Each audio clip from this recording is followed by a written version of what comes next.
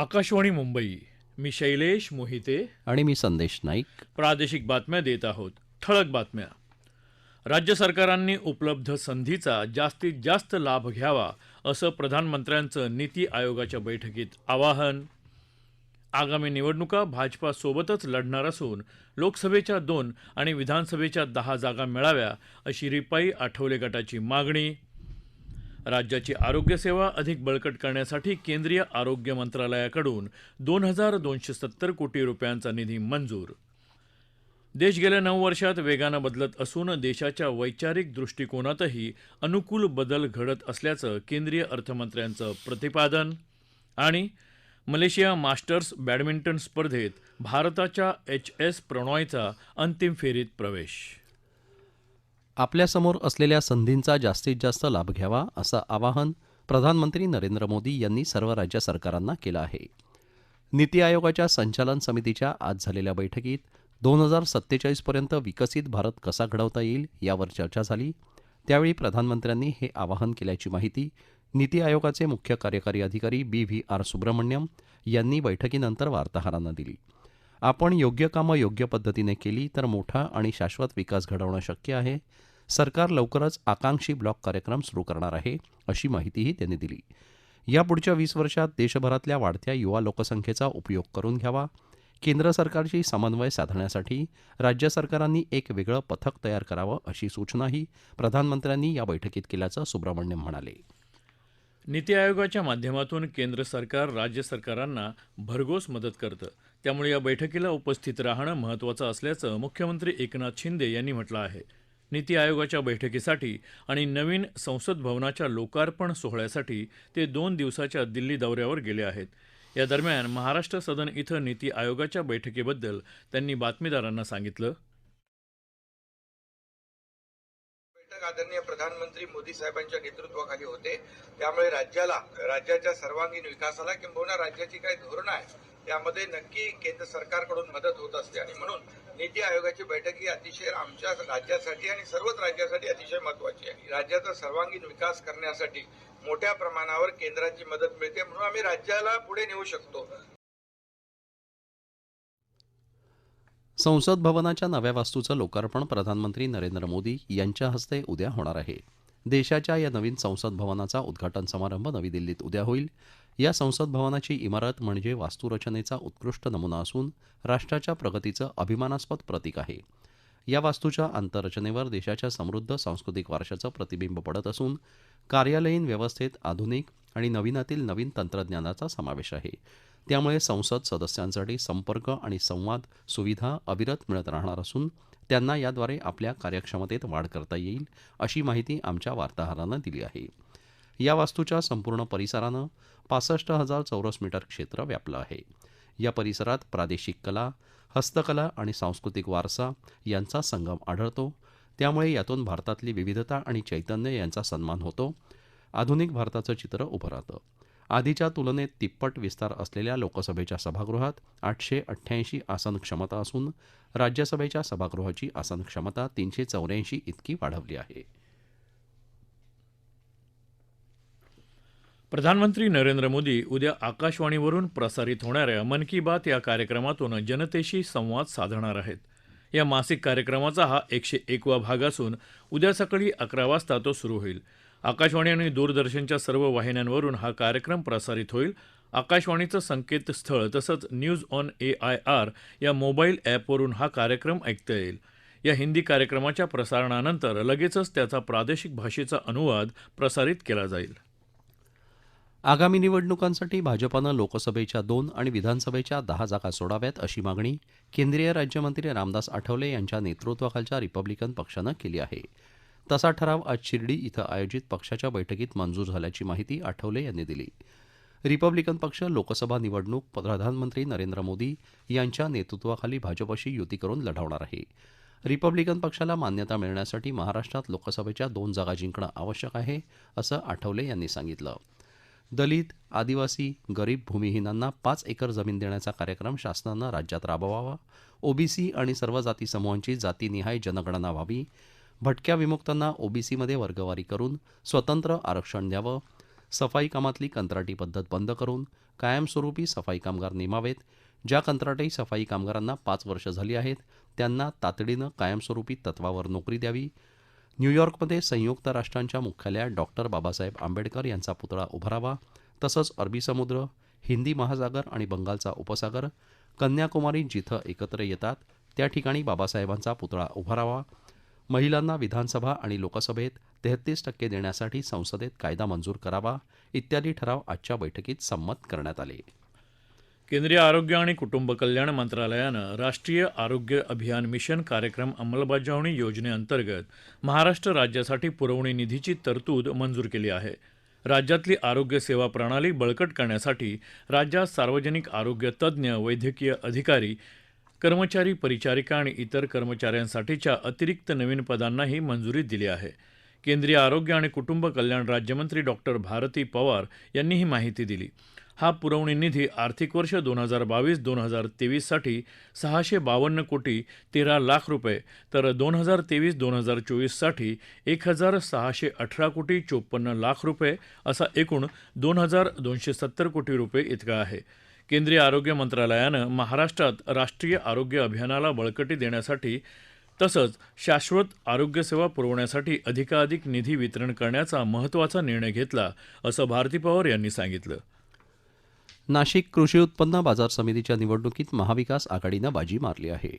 बाजार समितीच्या सभापतीपदी राष्ट्रवादी काँग्रेसचे देविदास पिंगळे तर उपसभापतीपदी उद्धव ठाकरे गटाचे उत्तम खांडबहाले बिनविरोध निवडून आले आहेत. मागील समितीच्या 12 सदस्यांना राज्य सरकारनं अपात्र ठरवलं होतं. त्याविरोधात पिंगळे मुंबई उच्च न्यायालयात गेले होते. तिथं न्यायालयानं अपात्रतेच्या कारवाईला स्थगिती दिल्यानंतर आज सकाळी निवडणूक घेण्यात आली. चुंभळे गटानं या निवडणुकीत आपले उमेदवार उभे न केल्यामुळे दोनही उमेदवार बिनविरोध निवडून आले. धुळे जिल्ह्यातील दोंडाईच्या इथल्या कृषी उत्पन्न बाजार समितीच्या सभापतीपदावर सलग दुसऱ्यांदा नारायण बाजीराव पाटील यांची तर उपसभापतीपदी रमेश खैरनार यांची बिनविरोध निवड करण्यात आली. बाजार समितीच्या निवडणुकीत भाजपाचे आमदार जयकुमार रावल यांच्या नेतृत्वाखालच्या पॅनलनं सर्व 18 जागांवर विजय मिळवत महाविकास आघाडीचा पराभव केला.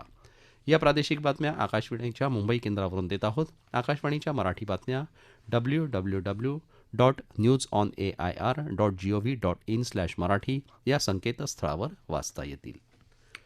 देश गेल्या 9 वर्षात वेगानं बदलत असून देशाच्या वैचारिक दृष्टिकोनातही अनुकूल बदल घडत आहे असं अर्थमंत्री निर्मला सीतारामन यांनी म्हटलं आहे. प्रधानमंत्री नरेंद्र मोदी यांच्या नेतृत्वाखालच्या सरकारला 9 वर्ष पूर्ण झाल्यानिमित्त नवी दिल्लीत आयोजित 9 वर्ष सेवा, सुशासन आणि गरीब कल्याणाची या विषयावरील राष्ट्रीय परिषदेच्या समारोप सत्राला त्या संबोधित करत होत्या. सरकारनं गेल्या 9 वर्षात सेवा आणि समर्पणाच्या भावनेनं काम केलं आहे आणि त्यामुळं सरकारविषयी जनतेच्या मनात विश्वास वाढत आहे असंही त्या म्हणाल्या. सरकारनं गेल्या 9 वर्षात घेतलेल्या सर्व निर्णयांचा सीतारामन यांनी आपल्या भाषणात धावता आढावा घेतला. या परिषदेत माहिती आणि प्रसारण मंत्री अनुराग ठाकूर यांनी सांगितलं की सरकारनं गेल्या 9 वर्षात लोककल्याणाच्या अनेक योजना राबवल्या असून विकास आणि कल्याणाच्या योजना समाजातील शेवटच्या घटकापर्यंत पोहोचवण्यासाठी सातत्यानं काम केलं. त्यामुळे सर्वसामान्यांचं जीवन सुकर झालं.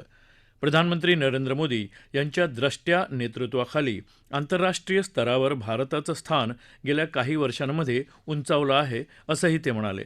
केंद्रीय माहिती तंत्रज्ञान, इलेक्ट्रॉनिक आणि रेल्वे मंत्री अश्विनी वैष्णव यांनी या परिषदेचं उद्घाटन केलं.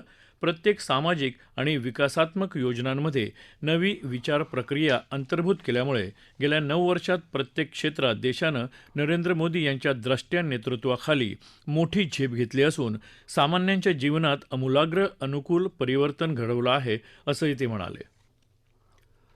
मध्य रेल्वे मार्गावर व्हिस्टाडोम डब्यांना प्रवाशांचा उत्स्फूर्त प्रतिसाद लाभला आहे. मुंबई गोवा मार्गावर दऱ्या, नद्या आणि धबधब्यांची चित्तथरारक दृश्य तसंच मुंबई पुणे मार्गावर पश्चिम घाटाची नयनरम्य दृश्य पाहण्यासाठी प्रवासी गर्दी करत आहेत. नोव्हेंबर 2022 ते एप्रिल 2023 या 6 महिन्यात मध्य रेल्वेनं चालवलेल्या 9 व्हिस्टाडोम डब्यांमुळे रेल्वेच्या महसुलात मोठी वाढ झाली आहे. Mumbai Madgaon Mumbai Janshatabdi express, Mumbai Pune Mumbai Deccan queen, Mumbai Madgaon Tejas express तसंच पुणे सिकंदराबाद शताब्दी एक्सप्रेसमध्ये व्हिस्टाडोम डबे जोडले आहे. व्हिस्टाडोम डबे काचेचं छत, रुंद खिडक्या, LED दिवे, फिरत्या येण्याजोग्या आणि पुशबॅक खुर्च्या, दिव्यांगांसाठी रुंद बाजूचे सरकते दरवाजे, सुशोभित प्रसाधनगृह यांनी सुसज्ज आहेत. मध्य रेल्वेच्या ट्रान्स हार्बर मार्गावर उद्या मेगा ब्लॉक घेण्यात येणार आहे. ठाणे ते वाशी, नेरूळ अप आणि डाऊन ट्रान्स हार्बर मार्गावर सकाळी 11:10 पासून दुपारी 4:10 मेगा ब्लॉक घेतला जाणार आहे. या कालावधीत ठाणे ते वाशी, नेरूळ, पनवेलसाठी सुटणाऱ्या डाऊन मार्गावरील तसंच वाशी, नेरूळ, पनवेल इथून ठाण्याकरता सुटणाऱ्या अप मार्गावरच्या सेवा रद्द केल्या जाणार आहेत. हे दुरुस्ती आणि देखभाल मेगा ब्लॉक्स पायाभूत सुविधा आणि प्रवाशांच्या सुरक्षिततेसाठी असल्याचं रेल्वे प्रशासनानं म्हटलं आहे. देशाचे पहिले प्रधानमंत्री जवाहरलाल नेहरू यांच्या पुण्यतिथीनिमित्त आज संपूर्ण देशानं त्यांना आदरांजली वाहिली. प्रधानमंत्री नरेंद्र मोदी यांनी आज पंडित नेहरू यांना आदरांजली वाहिली. काँग्रेसनं अधिकृत ट्विटर हँडलवर पंडित नेहरू यांना आदरांजली वाहिली आहे. पंढरपूरच्या श्री विठ्ठल रखुमाईच्या दर्शनासाठी जाणाऱ्या वारकऱ्यांच्या वारी मार्गावरच्या पेनूर टोल नाक्याची प्रस्तावित पथकर वसुली प्रक्रिया पुढे ढकलावी अशी मागणी भाजपाचे प्रदेशाध्यक्ष चंद्रशेखर बावनकुळे यांनी केंद्रीय रस्ते वाहतूक मंत्री नितीन गडकरी यांच्याकडे केली आहे.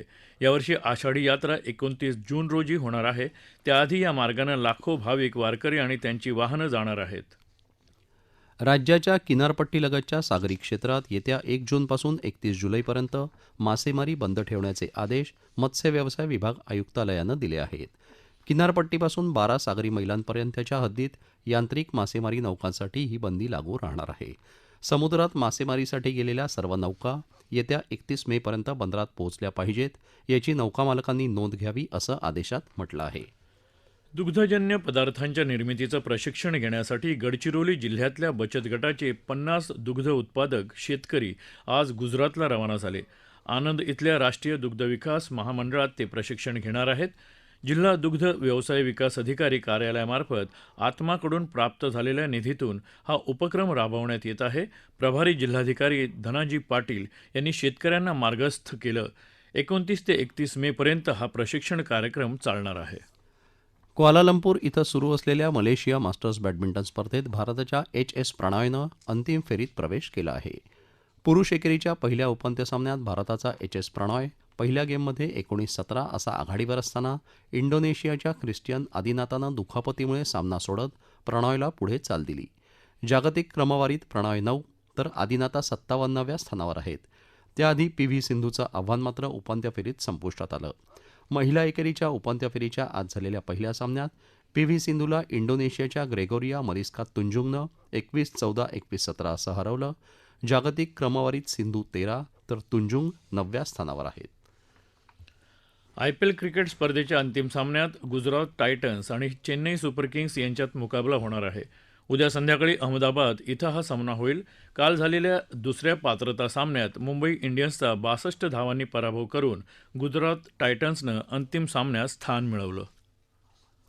देशात राष्ट्रीय आंतरराष्ट्रीय स्तरावरचे खेळाडू तयार व्हावेत यासाठी केंद्र शासन खेळाला सातत्यानं प्राधान्य देत असून खेळाडूंनी आपल्या जिल्ह्यासह राज्य आणि देशाचं नाव मोठं करावं असं आवाहन रेल्वे राज्यमंत्री रावसाहेब दानवे यांनी केलं आहे. जालना इथं जिल्हा क्रीडा संकुलात 2,91,00,000 खर्चाच्या विविध सुविधांच्या कामांचं भूमिपूजन आज दानवे यांच्या हस्ते झालं. त्यावेळी ते बोलत होते. हवामान. येत्या 2 दिवसात कोकण आणि मध्य महाराष्ट्रात तुरळक ठिकाणी पाऊस पडण्याची शक्यता पुणे वेधशाळेनं व्यक्त केली आहे. या काळात तुरळक ठिकाणी मेघगर्जना आणि विजांच्या कडकडाटासह पाऊस पडेल असा वेधशाळेचा अंदाज आहे. ठळक बातम्या पुन्हा एकदा. राज्य सरकारांनी उपलब्ध संधीचा जास्तीत जास्त लाभ घ्यावा असं प्रधानमंत्र्यांचं नीती आयोगाच्या बैठकीत आवाहन. आगामी निवडणुका भाजपासोबतच लढणार असून लोकसभेच्या 2 आणि विधानसभेच्या 10 जागा मिळाव्या अशी रिपाई आठवले गटाची मागणी. राज्याची आरोग्यसेवा अधिक बळकट करण्यासाठी केंद्रीय आरोग्य मंत्रालयाकडून 2,270 कोटी रुपयांचा निधी मंजूर. देश गेल्या 9 वर्षात वेगानं बदलत असून देशाच्या वैचारिक दृष्टिकोनातही अनुकूल बदल घडत असल्याचं केंद्रीय अर्थमंत्र्यांचं प्रतिपादन. आणि मलेशिया मास्टर्स बॅडमिंटन स्पर्धेत भारताच्या एच.एस. प्रणॉयचा अंतिम फेरीत प्रवेश. आकाशवाणीच्या बातम्यांसह जगभरातल्या बातम्या तुम्ही ट्विटरवर AIRnews_मुंबई या हँडलवरही दिवसभर पाहू शकता. याबरोबरच आकाशवाणी मुंबई केंद्रावरचं हे प्रादेशिक बातमीपत्र संपलं. नमस्कार.